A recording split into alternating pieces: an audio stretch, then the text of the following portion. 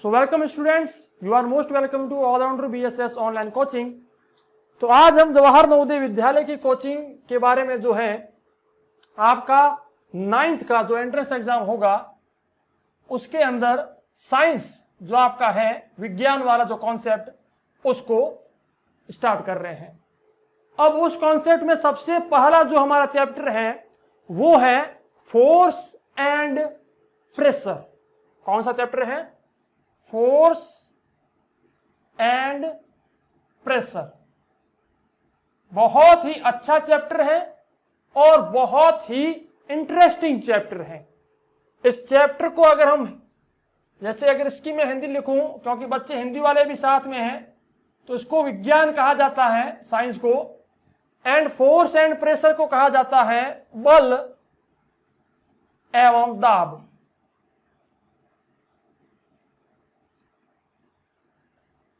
इस चैप्टर के बारे में हम जानने वाले हैं। लास्ट ईयर भी कोचिंग स्टार्ट की थी, उस समय मैंने सबसे पहला चैप्टर ये स्टार्ट किया था। इस साल भी मैं यही चैप्टर फिर से स्टार्ट कर रहा हूं। आपके लिए खुशखबरी है कि जो जवाहर नवोदय विद्यालय के लिए एंड्रॉइड का ऐप है वो गूगल प्ले स्टोर पर डाल दिया गया है। इसका लिंक आपको वीडियो के नीचे मिल सकता है, तो जाकर इंस्टॉल कीजिए और फ्री में उसको यूज कीजिए। ओके, तो आज हम जो बात कर रहे हैं फोर्स एंड प्रेशर के बारे में, ये क्या होता है, इसके अंदर से कैसे क्वेश्चन मिल सकते हैं, सारी जानकारी आज आपको बताऊंगा। तो अगर आप ये वीडियो हमारे YouTube चैनल पर देख रहे हैं तो हमारे YouTube चैनल को सब्सक्राइब कीजिए और वीडियो को लाइक जरूर कीजिएगा। चलिए, सबसे पहले जो हमारी बात होगी वो होगी फोर्स के बारे में। किस चीज के बारे में? फोर्स, जिसको बल कहा जाता है। तो आज की इस वीडियो में हम सिर्फ फोर्स के बारे में जानने वाले हैं। अब फोर्स क्या होता है? फोर्स एक ऐसी एक्टिविटी होती है जिसके तहत किसी भी ऑब्जेक्ट की जो पोजीशन है, जो स्थिति है, उसको बदला जा सकता है, उसको चेंज किया जा सकता है। जैसे मान लीजिए यहां पर एक बॉक्स पड़ा है, ये एक बॉक्स है, ये बॉक्स यहां पर पड़ा है। अब ये बॉक्स है यहां पर और इस स्थिति को मैं कहता हूं ए।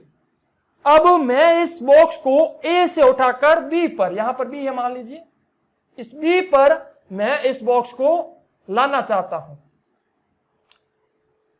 तो जब तक मैं इसके ऊपर फोर्स नहीं लगाऊंगा, इसके ऊपर बल का उपयोग नहीं करूंगा, तो ये वहां का वहां रहेगा। इसकी स्थिति ए की ए ही रहेगी, ये अपनी स्थिति से हिल नहीं सकता। तो इसको अपनी स्थिति को बदलने के लिए, चेंज करने के लिए फोर्स की जरूरत है। अब एक व्यक्ति आता है और वो फोर्स का इस्तेमाल यहां पर करता है। अब फोर्स का इस्तेमाल कितने प्रकार से हो सकता है? आपने नाम सुना होगा, एक तो होता है पुल, पुश, ऐसी कुछ एक्टिविटीज का नाम आपने सुना होगा। पुल, पुश, ऐसी और भी कुछ एक्टिविटीज होती है जहां पर हम फोर्स का यूज करते हैं। तो यहां पर भी वो व्यक्ति उस ऑब्जेक्ट को और आगे फोर्स के माध्यम से फोर्स का इस्तेमाल करता है और उस ऑब्जेक्ट को पोजीशन नंबर ए से पोजीशन नंबर बी पर लेकर आता है। तो इस पूरी प्रोसेस को फोर्स कहा जाता है। यहां पर फोर्स का इस्तेमाल होता है। ओके, अब आपने न्यूटन का नाम सुना होगा। न्यूटन, आपने नाम सुना होगा न्यूटन का। न्यूटन जी ने एक खोज की थी और उस खोज के लिए आज हर व्यक्ति उनको जानता है। वो था गुरुत्वाकर्षण बल। क्या कहते हैं? Gravitational force. ग्रेविटेशनल फोर्स, इसके बारे में हम और आगे जानने वाले हैं। तो जो फोर्स है, इस फोर्स की यूनिट क्या है, इस फोर्स की इकाई क्या है, वो जान लेते हैं। अब एक बात बताऊं, आप अगर यूएसए में हैं, आप अगर इंडिया में हैं, तो एक फर्क आता है। भारत में हम मनी जो होती है, मनी, उसको हम रुपया कहते हैं। क्या कहते हैं? रुपया कहते हैं। लेकिन यूएसए में मनी को डॉलर कहा जाता है। अब क्यों भाई ऐसा? क्योंकि ये इसकी यूनिट है, इकाई है कि भाई हम रुपयों को क्या मानते हैं, किसके साथ उसको गिना जाता है। तो यूएसए में उसे डॉलर के साथ गिना जाता है, लेकिन भारत में उसे रुपयों के साथ गिना जाता है। कि भाई मेरे पास 100 रुपए हैं, तो मैं भारत की मुद्रा की बात कर रहा हूं, भारत की यूनिट की बात कर रहा हूं। लेकिन अगर मैं कहता हूं मेरे पास 100 डॉलर है, तो मैं यूएसए की बात कर रहा हूं, या फिर उन कंट्रीज की बात कर रहा हूं जहां पर मनी को डॉलर के रूप में इस्तेमाल किया जाता है। इसी प्रकार से जो फोर्स होता है, आप उसे कैसे चेक कर सकते हो कि कितना फोर्स है? मैं इस मार्कर को एक तो फेंकता हूं, ऐसे एक जोर से फेंकता हूं, तो आप खुद जानते हो कि जब मैंने धीरे से फेंका तो फोर्स का इस्तेमाल मैंने कम से कम किया। लेकिन अगर मैं उसको बड़े स्पीड के साथ फेंकता हूं, मतलब कि मैंने फोर्स का बहुत ज्यादा इस्तेमाल किया, तो मैंने कितना फोर्स का इस्तेमाल किया उसको चेक करने के लिए एक यूनिट बनाई गई है। उन यूनिट्स को, ये जो फोर्स है, इस फोर्स की यूनिट्स हैं, तो अब वो कौन कौन सी है वो आप लिख दीजिएगा। जैसे मैं फोर्स की यूनिट की बात करता हूं, फोर्स या इसको बल कहा जाता है। अब देखिए यूनिट्स यहां पर दो प्रकार की हैं, एक तो है सीजीएस यूनिट और एक है इंटरनेशनल जो एसआई यूनिट होती है वो। अब ये क्या होती है? सीजीएस का मतलब क्या होता है? Centimetre gram second. क्या होता है? Centimetre gram and second. मतलब कि एक ऐसी यूनिट जिसके अंदर सेंटीमीटर हो, ग्राम हो, सेकंड हो, उसे सीजीएस की यूनिट कहा जाता है। और जो ये है इसको कहा जाता है international system, international system unit, international system unit. तो अगर मैं फोर्स की बात करूं, आपसे क्वेश्चन पूछा जा सकता है और हर बार पूछा भी जाता है कि फोर्स की सीजीएस यूनिट क्या है, फोर्स की इंटरनेशनल यूनिट क्या है, तो यहां पर गलती कर देते हो। अब देखिए फोर्स की जो इंटरनेशनल यूनिट है वो न्यूटन है। क्या है? न्यूटन। न्यूटन जो वैज्ञानिक थे उनके नाम पर एक यूनिट रखी गई फोर्स की जो इंटरनेशनल यूनिट है। तो फोर्स की इंटरनेशनल यूनिट न्यूटन, इसको एन लिखा जाता है, बड़े वाला एन जो होता है वो एन फोर्स की इंटरनेशनल यूनिट है, अंतरराष्ट्रीय इकाई है। अगर सीजीएस की बात करें तो सीजीएस में इसकी यूनिट होगी डाइन। क्या होगी? Dyne, DYNE, DYNE, dyne. इस चीज के बारे में ध्यान रखना। फोर्स मतलब कि जो बल होता है उसकी international unit Newton and CGS की यूनिट होगी डाइन। अब एक न्यूटन में कितने डाइन होते हैं ये भी जानकारी होनी चाहिए। तो चलिए बताते हैं। अब आपको जानकारी होगी, अब क्या जानकारी होगी कि न्यूटन, या फिर अगर मैं फोर्स की बात करूं तो सबसे पहले एक फोर्स का सिंपल फॉर्मूला है, वो आपको याद होना चाहिए। फोर्स का सिंपल फॉर्मूला है मास इंटू एक्सेलरेशन। अब ये क्या होता है? मास, मास का मतलब इसको ऐसे लिखा जाता है मास गुणा एक्सेलरेशन। ओके, तो मास को हिंदी में कहा जाता है द्रव्यमान, द्रव्यमान, और एक्सेलरेशन को कहा जाता है, इसको द्रव्यमान गुणा त्वरण, इसको कहा जाता है हिंदी में। ओके, तो फोर्स को क्या कहा जाता है? बल। तो जो फोर्स होता है इसका फॉर्मूला होता है मास इंटू एक्सेलरेशन। अब मास की जो यूनिट होती है, जो इकाई होती है, वो क्या होती है? किलोग्राम। क्या होती है? किलोग्राम।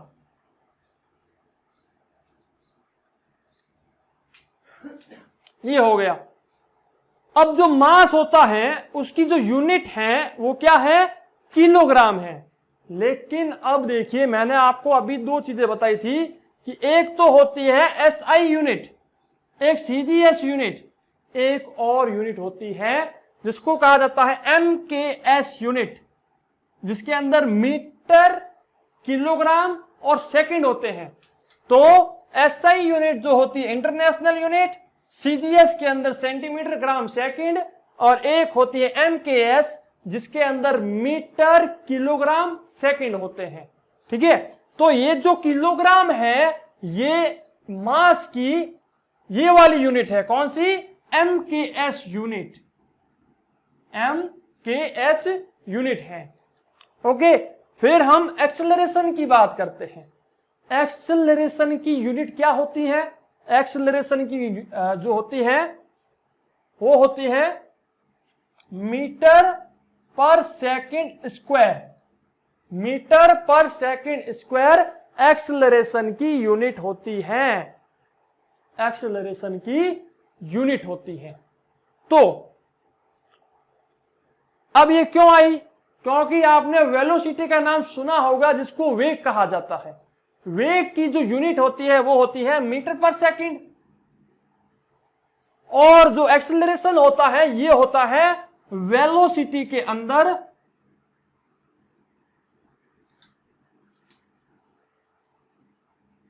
समय का भाग दे दो। पता नहीं काम क्यों नहीं कर रहा है। इसके अंदर दिया भाग तो क्या आ गया? पहले तो था मास, मीटर पर सेकंड, और उस पर सेकंड के अंदर हमने सेकंड का और दिया भाग, तो सेकंड एंड सेकंड, सेकंड का स्क्वायर हो जाता है, तो मीटर पर सेकंड स्क्वायर ये बन जाता है। ओके, तो इसीलिए जो एक्सेलरेशन होता है उसकी जो इकाई होती है वो होती है मीटर पर सेकंड स्क्वायर। अब यहां पर हम फोर्स की बात कर रहे हैं, तो फोर्स में क्या होगा? फोर्स इज इक्वल टू होता है मास इंटू एक्सेलरेशन। अब मास की है किलोग्राम, एक्सेलरेशन की है मीटर पर सेकंड स्क्वायर, या फिर आप इसको सेकंड का -2 भी लिख सकते हो, सेम बात है। आप चाहो तो मीटर पर सेकंड स्क्वायर ऐसे लिखो, आप चाहो तो मीटर पर सेकंड माइनस का स्क्वायर लिखो, दोनों एक ही चीज है। ओके, तो ये जो यूनिट है ये सीजीएस में अभी तक नहीं आई है, हमें इसे सीजीएस में कन्वर्ट करना है। अब आपसे क्वेश्चन ये भी पूछा जा सकता है कि 1 न्यूटन इज इक्वल टू कितना होता है? तो 1 किलोग्राम मीटर सेकंड -2, ये भी सही है। या फिर 1 किलोग्राम मीटर सेकंड, ये मीटर हो गया, मीटर के नीचे सेकंड का स्क्वायर, दोनों सेम है। तो 1 newton is equal to 1 kilogram metre second -2। Okay, लेकिन अब ये हम चाहते हैं सीजीएस में कन्वर्ट करना, तो सीजीएस का मतलब सेंटीमीटर, ग्राम एंड सेकंड होना चाहिए, लेकिन ये अभी तक सीजीएस में कन्वर्ट नहीं हुआ है। इसीलिए 1 किलोग्राम इज इक्वल टू क्या होता है? 1000 ग्राम। तो इसको हम लिख देते हैं 1000 ग्राम। अब ये सीजीएस में कन्वर्ट हो चुका है। मीटर को हमें सेंटीमीटर में कन्वर्ट करना पड़ेगा, क्योंकि सीजीएस का मतलब क्या होता है? Centimetre, gram, second. तो 1 metre is equal to 100 centimetre, तो ये हो गया 100 सेंटीमीटर। और ये एस है तो ये तो ऑलरेडी सेकंड में है, तो ये सेकंड का स्क्वायर, इसमें कोई चेंजेस नहीं करने हैं। ठीक है, अब इनको मल्टीप्लाई करो। 1000 इंटू 100 कितना हो गया? ये 1000, ये इंटू में 100, तो इकाई, दहाई, सैकड़ा, हजार, 10,000, लाख, तो 1 लाख सेंटीमीटर ग्राम पर सेकंड स्क्वायर। ओके, तो अभी मैं 1 न्यूटन की बात कर रहा हूं। 1 newton is equal to 1 lakh centimetre gram पर सेकेंड स्क्वायर। इसको मैं लिख सकता हूं 1 newton is equal to 10 to the power 5, 10 to the power 5 centimetre gram पर सेकेंड स्क्वायर। मैं साफ साफ लिखवा देता हूं, लिख दीजिएगा, फिर ये मत कहना कि बताया नहीं, ये क्वेश्चन हर बार पूछे भी जाते हैं।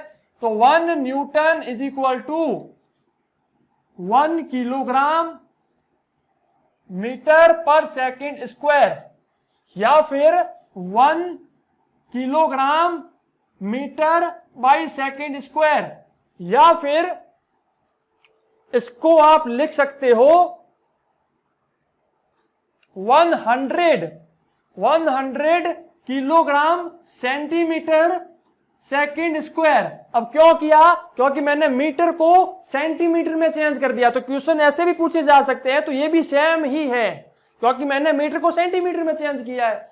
अब आप इसको ऐसे भी लिख सकते हो 1000 ग्राम मीटर पर सेकेंड स्क्वायर। अब मैंने क्या किया, मीटर तो मीटर ही है, लेकिन इसको मैंने ग्राम में चेंज कर दिया, तो ये भी सही है। क्वेश्चन कैसे भी बन सकता है, आपको चेंज करना आना चाहिए, क्योंकि 1 किलोग्राम में 1000 ग्राम होते हैं, 1 मीटर में 100 सेंटीमीटर होते हैं। ये सारी जानकारी आपके पास होनी चाहिए। ओके, तो यहां पर मैंने क्या बताया, 1 newton is equal to 1 kilogram metre पर सेकेंड स्क्वायर, या फिर 100 किलोग्राम सेंटीमीटर पर सेकेंड स्क्वायर, या फिर 1000 ग्राम मीटर पर सेकेंड स्क्वायर, या फिर अब मैं मीटर को भी सेंटीमीटर में चेंज कर लेता हूं। तो ओवरऑल अगर मैं बात करूं तो क्या होगा, 1000 into 100 centimetre gram second square. Okay, ये हो गया। तो कुल मिलाकर 1 लाख सेंटीमीटर ग्राम पर सेकेंड स्क्वायर, कुल मिलाकर 10 to the power 5 centimetre gram पर सेकेंड स्क्वायर। और इसको कहा जाता है, इसको क्या कहा जाता है, अगर मैं बात करूं कि 1 न्यूटन में कितने, 1 न्यूटन इज इक्वल, आपसे क्वेश्चन पूछा जा सकता है कि 1 newton is equal to how much dyne. Question ये पूछा जाएगा आपसे कि 1 न्यूटन में कितने डाइन होते हैं।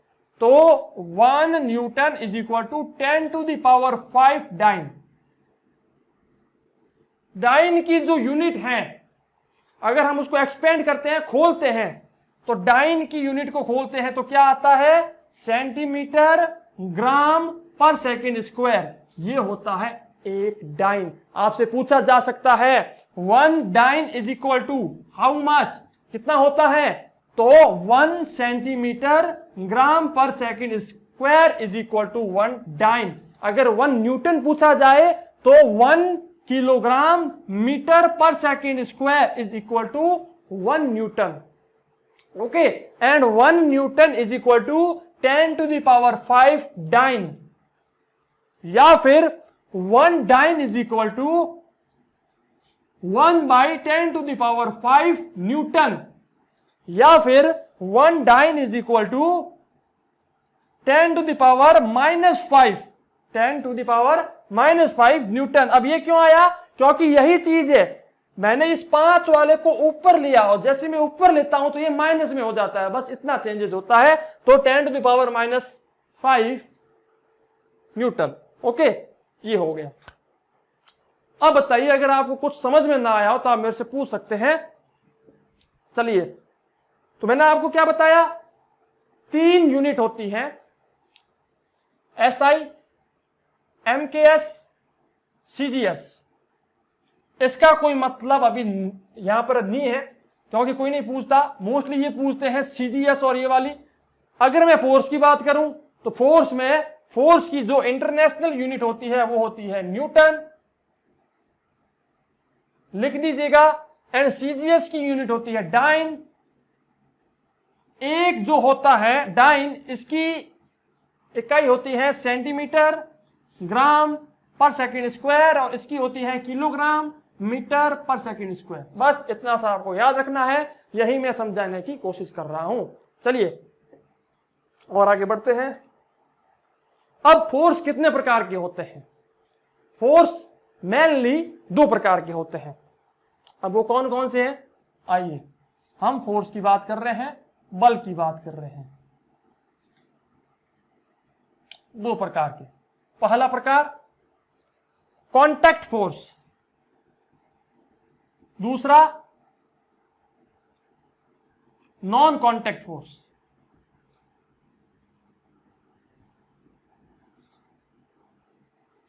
कांटेक्ट फोर्स को कहा जाता है संपर्क बल, संपर्क बल। नॉन कांटेक्ट को कहा जाता है असंपर्क बल, असंपर्क बल। ओके, तो यहां पर जो ये कांटेक्ट फोर्स होता है, ये क्या होता है? कांटेक्ट फोर्स का मतलब ऐसा फोर्स, ऐसा बल जिसको पूरा करने के लिए, जिसको कंप्लीट करने के लिए हमें किसी ऑब्जेक्ट को छूना पड़ेगा, उस ऑब्जेक्ट के साथ संपर्क होना पड़ेगा। जैसे मैं अगर इस मार्कर, ये मार्कर यहां पर बड़ा मेरे हाथ के ऊपर, अब मैं इस मार्कर की स्थिति, क्योंकि मैंने क्या बताया, फोर्स का मतलब क्या है? ऐसी प्रोसेस जिसके तहत किसी भी वस्तु की पोजीशन को चेंज किया जाता है, उसे फोर्स कहा जाता है। अब अगर मैं इस मार्कर की पोजीशन को चेंज करना चाहता हूं तो मुझे क्या करना पड़ेगा? इसके ऊपर फोर्स लगाना पड़ेगा। अब फोर्स लगाने के लिए मुझे इसको छूना पड़ेगा, चाहे मैं हाथ से छूं या किसी और चीज का इस्तेमाल लूं, कुछ भी करूं, इसे छूना पड़ेगा। बिना छुए मैं इसको हिला नहीं सकता। तो ऐसा फोर्स जिसको कंप्लीट करने के लिए हर हालत में हमें उस चीज को छूना पड़ता है, उस चीज के साथ संपर्क करना पड़ता है, that force is known as contact force. वह बल संपर्क बल कहलाता है। अब जैसे कि मैंने अभी आपको एक बताया था, एक बॉक्स पड़ा है, इस बॉक्स को पोजीशन ए से बी तक लेकर जाना है। एक व्यक्ति अगर ऐसे ही खड़ा है, मान लो उसके हाथ अभी तक इसके ऊपर नहीं पहुंचे हैं, तो वो इसकी पोजीशन चेंज नहीं कर सकता। इसकी पोजीशन अगर उसको बदलनी है, परिवर्तन करना है, तो उसके हाथ पहुंचेंगे, छुएंगे, फोर्स का इस्तेमाल होगा, तो ही उसकी पोजीशन चेंज होगी। इस प्रकार के जो फोर्सेज होते हैं उनको कांटेक्ट फोर्स कहा जाता है, और नॉन कांटेक्ट फोर्स उसके उल्टे होते हैं, जिनमें किसी प्रकार के संपर्क की जरूरत नहीं होती है। जैसे कि मैग्नेट, जो चुंबक होती है, आपने देखा होगा, अगर यहां पर आप ये मान लीजिए कि एक लोहे की चीज पड़ी है, आप उससे थोड़ा सा दूर एक चुंबक रख दीजिए, तो बिना उस लोहे की चीज को छुए ही आप उस लोहे की चीज की पोजीशन को चेंज कर सकते हैं उस चुंबक के साथ। तो that force is known as non contact force, असंपर्कीय बल वो कहलाता है। ओके, तो अब हम कॉन्टैक्ट फोर्स की सबसे पहले बात कर लेते हैं कि कॉन्टैक्ट फोर्स क्या होता है। पहला, कॉन्टैक्ट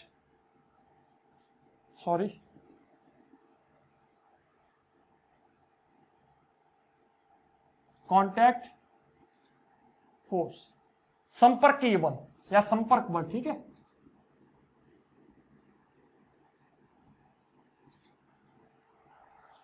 कांटेक्ट फोर्स कितने प्रकार के होते हैं? कांटेक्ट फोर्स यहां पर दो प्रकार के हैं। सबसे पहला मस्क्यूलर फोर्स। कौन सा? मस्क्यूलर फोर्स, जिसे हम मांसपेशीय बल भी कह सकते हैं या फिर पेशीय बल कह सकते हैं। पेशीय बल, जिसको मस्क्यूलर फोर्स कहा जाता है।